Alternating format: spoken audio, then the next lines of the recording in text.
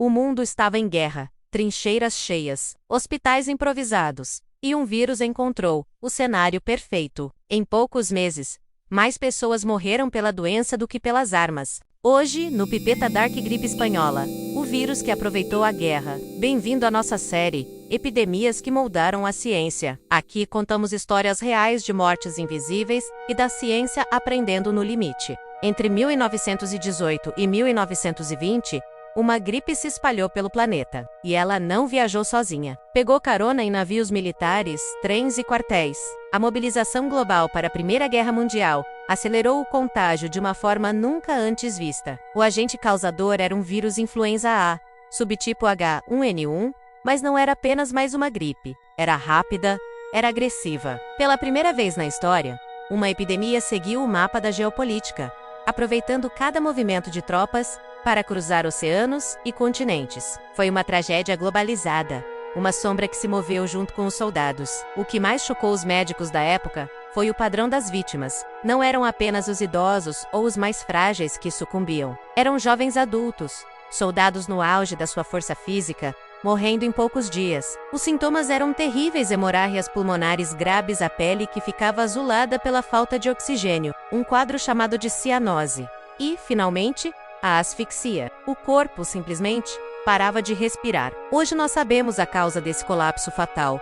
Uma resposta imune exagerada, a chamada tempestade de citocinas. O próprio sistema de defesa do corpo, ao tentar combater o vírus de forma desesperada, acabava destruindo os pulmões. A força da juventude se virava contra eles mesmos. Enquanto a doença avançava, outra crise se instalava: a da comunicação. Os países envolvidos na Primeira Guerra Mundial escondiam os números de mortos para não desmoralizar suas tropas e populações. Notícias sobre a epidemia eram censuradas, tratadas como segredo de Estado. A Espanha, por ser um país neutro no conflito, foi uma das únicas nações a noticiar livremente a gravidade da situação. E por causa dessa transparência, o vírus ganhou um nome completamente injusto.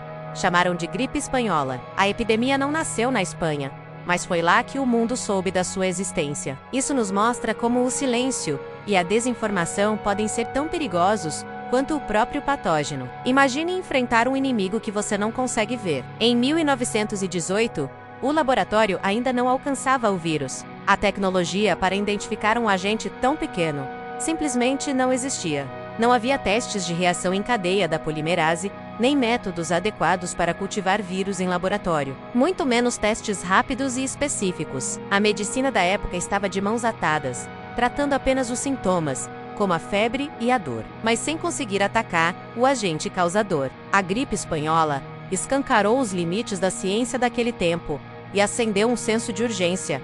Era preciso avançar, e rápido.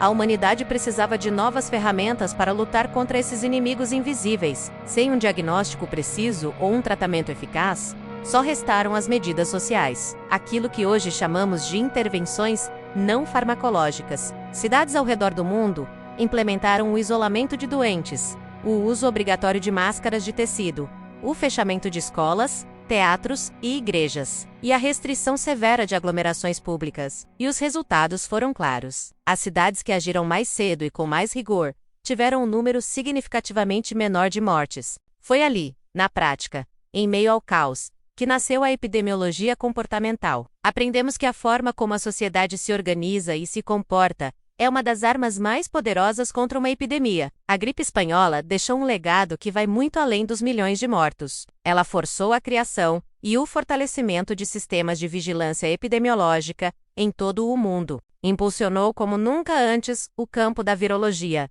a ciência que estuda os vírus, e preparou o caminho para o desenvolvimento das primeiras vacinas eficazes contra a influenza. A grande lição foi que os vírus mudam, eles evoluem, e que o mundo precisa mudar junto, estar sempre um passo à frente. A guerra terminou em novembro de 1918, mas o vírus não pediu trégua. Ele continuou sua marcha silenciosa e mortal. A gripe espanhola mostrou ao mundo que epidemias não precisam de armas, de bombas ou de trincheiras. Basta a oportunidade. No próximo episódio, a ciência começa a reagir mais rápido. O mundo entra na era das pandemias monitoradas, mas novos desafios surgem no horizonte. Aqui segue a série Epidemias que Moldaram a Ciência. Obrigado por assistir. Se você se interessa por esses temas, Inscreva-se no canal para não perder os próximos capítulos. Até a próxima!